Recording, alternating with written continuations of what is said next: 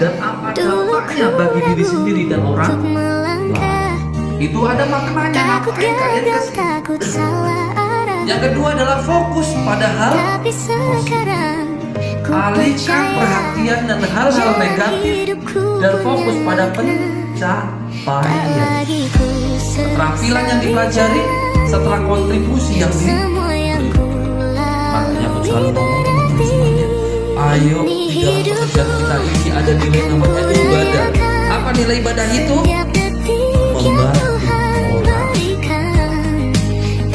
Karena tadi aku bilang sama si Hendrik ada 4 yang untuk berikut contohnya. Cuma orang itu gara-gara kesini ada masalah. Makanya aku ulang lagi, ketika sampah buka pintu, gak ada yang nanya ngapain kamu kesini. Pasti bukanya adalah apa yang